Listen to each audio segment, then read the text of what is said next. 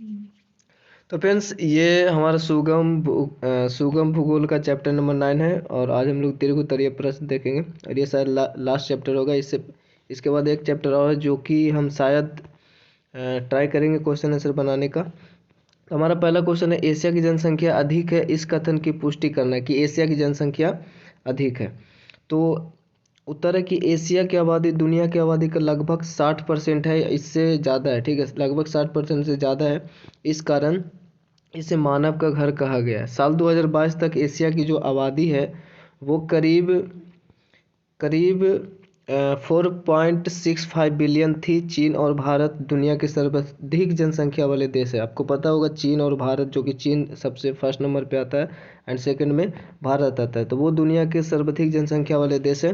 विश्व की लगभग 37% आबादी इन्हीं दोनों देशों में रहता है। जो विश्व में टोटल जनसंख्या है उसका 37% इन दोनों देशों में रहती है।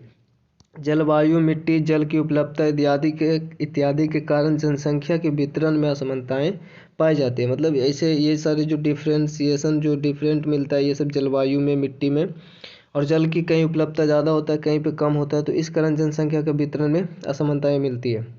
जहाँ पे ऐसे ये सारी सुविधा अच्छा होगा वहाँ पे जनसंख्या ज़्यादा मिलेगा, और जहाँ पे नहीं होगा वहाँ पे जनसंख्या कम मिलेगा। ठीक है, तो कुछ क्षेत्रों में सघन जनसंख्या तो बड़े क्षेत्रों में विरल जनसंख्या पाई जाती है। कुछ ऐसे क्षेत्र होते हैं जहाँ पे ज़्यादा जनसंख्या होता है, अर्थात सघन जनसंख्या होती है, और बड़े क्षेत्रों में कुछ बड़े क्षेत्र भी होते हैं लेकिन वहाँ पे सुख सुविधाएं उपलब्ध नहीं है उस तरीके से, तो वहाँ पे विरल जनसंख्या पाई जाती है। इस महादेश में पूर्वी तटीय भागों या नगरों में जनसंख्या का केंद्रीकरण अधिक है। पूर्वी भागों में ज़्यादा जनसंख्या देखने को मिलता है। यहाँ सिंगापुर में 100% आबादी शहरी है, तो इसके विपरीत भूटान में 93% से अधिक आबादी ग्रामीणों की है। उत्तरी और मध्यवर्ती प्रदेशों में विरल आबादी मिलती है। ठीक है, मतलब वहाँ पे कम आबादी मिलती है। इस महादेश के 70% लोग कृषि पर निर्भर करते हैं, यानी ज़्यादातर लोग कृषि पर ही निर्भर है एशिया महादेश के, जो वहाँ एशिया महादेश में जो निवास करते हैं। दूसरा नंबर क्वेश्चन है, एशिया की संस्कृति विशेषताओं का वर्णन करना है। इसकी जो संस्कृति है एशिया का, जो डिफरेंट डिफरेंट होगा, क्योंकि यहाँ पे लिखा हुआ उत्तर में जनसंख्या की विशालता, विशाल भौगोलिक क्षेत्रफल, यानी एक बड़ा क्षेत्र है, और डिफरेंट डिफरेंट भौगोलिक दशाएं यहाँ पे मिलता है, एवं अन्य कई कारणों से एशिया में संस्कृति विविधताएं पाई जाती है। यह महादेश कला, संगीत, यानी डिफरेंट डिफरेंट टाइप का संगीत होता है। चित्रकला भी अलग अलग तरीके का होता है, हर जगह का अलग होता है। वेशभूषा हर जगह का अलग होता है, खान पान भी अलग अलग होता है, सबका रहन सहन अलग होता है, तथा एक दूसरे को सम्मान करने का तरीकों की विविधताओं से भरा है। ठीक है, जो हम लोग रिस्पेक्ट देते हैं, सम्मान करते हैं, वो डिफरेंट डिफरेंट टाइप का अलग अलग जो धर्म है, या फिर एक कंट्री होता है या फिर स्टेट होता है, उसके अनुसार अलग होता है। एशिया के विशाल एवं विविध भौगोलिक क्षेत्रों में विभिन्न निर्जातियाँ मिलती है। जो निर्जातियाँ बोले तो ऐसा समूह जो अपने संस्कृति को ज़्यादा मतलब वैल्यू देता है। ठीक है, उसी के अनुसार वो उससे जुड़े रहते हैं, अपनी ज़मीन से, अपने काम से जुड़े हुए रहते हैं, जिन्होंने स्थानीय पहाड़ों, घास के मैदानों, नदी घाटियों, मरुभूमि में कुशलता पूर्वक अपने आप को संयोजित किया है। ठीक है, वो मतलब जिस क्षेत्र में है, ये सारे क्षेत्र में, वहाँ पे कुशलता पूर्वक, यानी जो भी सुख सुविधाएं हैं उसके अनुसार वो ढले हुए हैं, वो सारे वो चीज़ वो कर पाते हैं, उन्हें आता है। जैसे सपोज अगर हम कृषि बैकग्राउंड से बिलोंग करते हैं तो हमें भी वो चीज़ आता होगा, यानी कि हम उस चीज़ में कुशल होंगे। ठीक है, तो ऐसा बोल सकते हैं, अपने आप को संयोजित किया है। इन निर्जातियों में कुछ शिकारी हैं, कुछ खाद्य संग्राहक हैं। ठीक है, कुछ शिकारी जो अपने शिकार कर कर अपने जीवन को निर्वाह करते हैं, कुछ खाद्य संग्राहक है, एवं कुछ ऋतु प्रवास करने वाले होते हैं, जो कि अपने जो स्थान है उसको बदलते रहते हैं अकॉर्डिंग टू ऋतु। मैदानों एवं नदी घाटी क्षेत्रों में परंपरागत एवं आधुनिक दोनों ही प्रकार की कृषि की जाती है।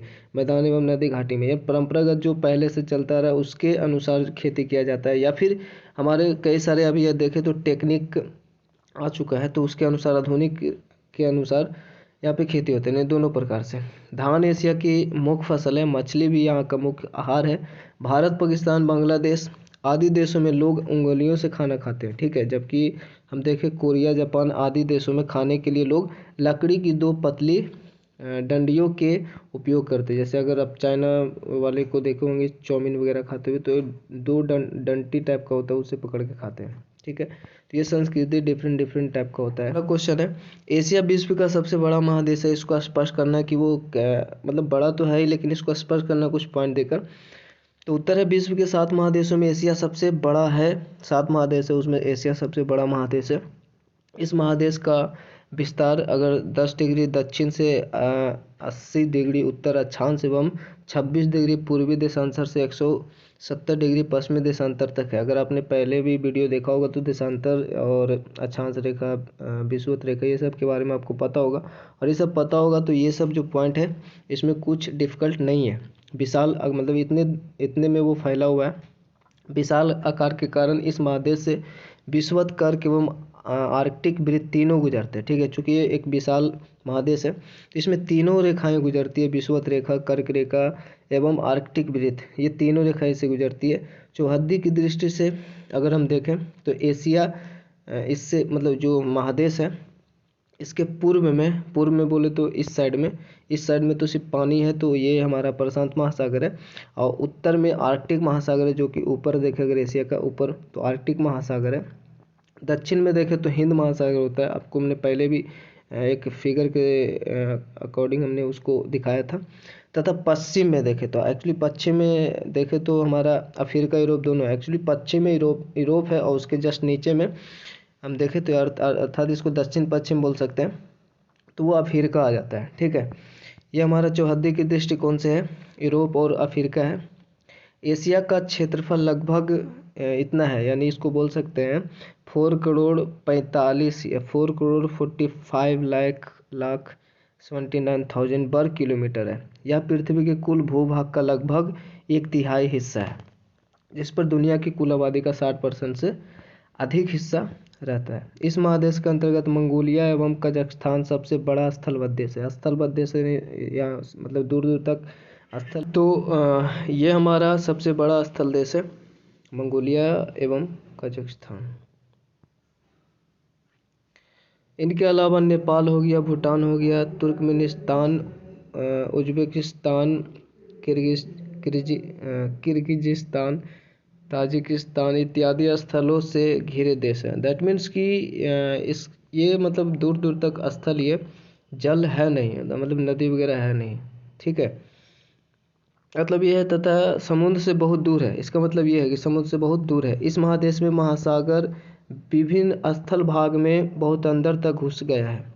ठीक है, अब इस महादेश की बात करें, एशिया महादेश की बात करें, तो इसमें महासागर विभिन्न स्थल भागों में बहुत अंदर तक घुस गया, इसलिए यहाँ अनेक प्रायद्वीपों का निर्माण हुआ। प्रायद्वीप डेट मीन्स जो 3 ओर जल से घिरा हुआ। जैसे हमारा अगर भारत की बात बोले तो इसके नीचे हिंद महासागर है, इधर भी जल है, इधर भी जल है, तो ये 3 ओर जल से घिरा हुआ, तो एक प्रायद्वीप हुआ। ठीक है, ऐसे कई सारे प्रायद्वीप है, जैसे हमारा भारतीय हो गया, अरब हो गया, मल हो गया, कमचटका हो गया, कोरिया इत्यादि, ऐसे कई सारे प्रायद्वीप है जो चारों ओर जल से घिरा हुआ होता है। अगर ये स्थल है और इसके चारों ओर जल है, ठीक है, तो इसको बोलेंगे द्वीप, शिव द्वीप। और ये बड़ा अगर भूभाग है, ये द्वीप जैसे है ना, चारों ओर घिरा हुआ जल, एक बड़ा, जैसे एशिया बोले तो बड़ा क्षेत्र है, तो इसको बोलते हैं महाद्वीप। ठीक है, तो ये हमारा तीसरा नंबर क्वेश्चन था।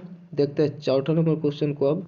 हाँ, तो चौथा नंबर क्वेश्चन है, एशिया के सांस्कृतिक क्षेत्रों का विवरण देना है यहाँ पे। ठीक है, जो सांस्कृतिक क्षेत्र है उसको थोड़ा डिफाइन करना है। तो प्राकृतिक विशेषताओं के आधार पर एशिया को पूर्वी एशिया, दक्षिणी पूर्व एशिया, दक्षिण एशिया, मध्य एशिया, पश्चिम एशिया, उत्तर एशिया जैसे सांस्कृतिक क्षेत्रों में बांटा जा सकता है। इसमें से आप कुछ को इग्नोर भी कर सकते हैं अगर आप एग्जाम में लिखे तो। ठीक है, 1-2 पॉइंट जैसे पश्चिम एशिया में ना लिखे तो भी चलेगा। और इतना जो आपको लगता होगा लॉन्ग है, तो जो दीर्घ है वो लॉन्ग ही होता है। बट अब इतना जो पॉइंट होता है, अगर पॉइंट वाइज अगर इसको आप दिमाग में रखते हैं, माइंड में रखते हैं, और कुछ पॉइंट अगर आपको याद ना भी रहता हो तो भी एग्जाम में कुछ फ़र्क नहीं पड़ेगा। तो इसलिए ये पॉइंट होता है कि ज़्यादा से ज़्यादा आप याद कर पाएँ, लेकिन उसमें से कुछ पॉइंट अगर मिस भी हो जाता है तो कोई ज़्यादा फ़र्क नहीं पड़ेगा। ठीक है, तो हमारे यहाँ पे पहला है पूर्वी एशिया। इसके अंतर्गत चीन, जापान, उत्तर कोरिया, दक्षिण कोरिया जैसे देश शामिल हैं। ऐतिहासिक रूप से यह चीनी सभ्यता के प्रभाव वाला क्षेत्र है। यह बौद्ध धर्म के प्रभाव वाला क्षेत्र है। यहाँ के लोग मंगोलियाड समूह के हैं। ठीक है, मंगोलियाड समूह के हैं। चीन, मंगोलिया और उत्तरी कोरिया में साम्यवादी संस्कृति मिलती है। जैसे एक शासक जो होता है जो शासन करते हैं, जैसे चीन में भी है, साउथ कोरिया में भी हमने देखा ऐसा होता है। जबकि जापान की बात बोले, जबकि जापान, दक्षिण कोरिया एवं ताइवान में औद्योगिकीकरण, वाणिज्यीकरण, नगरीकरण एवं आधुनिकीकरण का भारी प्रभाव है। उसके बाद दूसरा नंबर है दक्षिण पूर्व एशिया। तो यह सांस्कृतिक मिश्रण का क्षेत्र है। यहाँ भारत एवं चीन की संस्कृति और धर्म का अधिक प्रभाव है। ठीक है, जैसे भारत और चीन संस्कृति और धर्म का यहाँ पे मतलब दोनों का प्रभाव यहाँ पर देखने को मिलता है। मचान पर घर बनाकर रहना, धान की खेती करना, हाथ और पैरों को हिलाकर एक लयात्मक गति से नृत्य करना, यानी सुर जो लयात्मक मतलब सुर में गति से नृत्य करना इस क्षेत्र की प्रमुख विशेषताएं हैं। दक्षिण एशिया, इस क्षेत्र की संस्कृति धार्मिक मूल्यों की बजाय भौगोलिक वातावरण द्वारा निर्धारित है। ठीक है, इस क्षेत्र में विश्व के सर्वाधिक हिंदू, मुस्लिम, सिख एवं पारसी समुदाय के लोग रहते हैं। यही हिंदू धर्म सहित बौद्ध, जैन, सिख एवं अन्य अनेकों धर्मों का जन्म हुआ। इसी में हम लोग भारत आते हैं। भारत में प्रायः दुनिया के सभी धर्मों के अनुयायी मिलते हैं। तो आपको पता होगा सभी अनुयायी यहाँ पे मिलते हैं, बौद्ध हो, जैन हो, हिंदू हो, सिख हो, ईसाई हो। मध्य एशिया की अगर बात करें तो इसे पूर्वी यूरोप की ईसाई संस्कृति का क्षेत्र भी कहा जाता है, जिस पर साम्यवादी दर्शन का प्रभाव पड़ा है। इस क्षेत्र में पूर्व सोवियत संघ के 5 देश तुर्कमेनिस्तान, उज्बेकिस्तान, ताजिकिस्तान और किर्गिजिस्तान और कजाकिस्तान शामिल है। मध्य एशिया का महत्व सिल्क रूट के कारण रहा है। सिल्क रूट के बारे में आप लोग इतिहास में भी पढ़े होंगे। तो अगला है पश्चिमी एशिया। पश्चिम एशिया, इसके इस्लामिक सांस्कृतिक क्षेत्र, इसे इस्लामिक क्षेत्र भी कहा जाता है। सांस्कृतिक क्षेत्र, इस्लामिक सांस्कृतिक क्षेत्र भी कहा जाता है। यहाँ 90% से अधिक लोग मुस्लिम हैं। तुर्क, अरब और ईरानी संस्कृति का यह क्षेत्र है, जहाँ उष्ण मरुस्थल की प्रधानता है, यानी ज़्यादातर भूमि देखते हैं तो मरुस्थल ही है। यहाँ केवल इराक में इन तीनों संस्कृति की उपस्थिति मिलती है। तीनों संस्कृति की बात करें तो कौन कौन सा? तुर्क, अरब और ईरान। ठीक है, तीनों संस्कृति इराक में देखने को मिलता है। पर परंपरागत रूप से यह घुमक्कड़ एवं पशुचारण संस्कृति का क्षेत्र है। ठीक है, और यहाँ पे जो आर्थिक स्थिति जो सुधरा है, आपको पता होगा पेट्रोल जो यहाँ पे निकाला जाता है उसके वजह से। उत्तर एशिया की बात करें तो यह रूस के अंतर्गत साइबेरियाई भौगोलिक क्षेत्र है। यहाँ की मिट्टी में हिम बर्फ जमा होने के कारण कृषि करना संभव नहीं है। फिर भी आधुनिक तकनीक से पश्चिमी साइबेरिया में गेहूं के बड़े फार्म विकसित किए गए हैं। यहाँ की आबादी भी कम है। यह अखेटक एवं पशुचारण संस्कृति का क्षेत्र है। अखेटक वर्ड आपने इतिहास में भी सुना होगा, जो मतलब जो खाने पीने के जो मतलब अपने जुगाड़ में इधर उधर घूमते हैं। ठीक है, और उनको सिर्फ खाना पीना से ही मतलब होता है। तो उस टाइप के लोग जो होते हैं अखेटक होते हैं, मतलब खाना पीना खा लिए और आराम कर रहे, जब भूख लगे तो फिर से वो मतलब खाना ढूंढने यानी शिकार करने के लिए निकल पड़ते हैं। वैसे लोगों को अखेटक बोला जाता है। पशुचारण संस्कृति का क्षेत्र, स्लेज गाड़ी यहाँ का प्रमुख वाहन, यानी बिना चक्के वाला गाड़ी जो होता है उस टाइप का स्लेज गाड़ी यहाँ का प्रमुख वाहन है।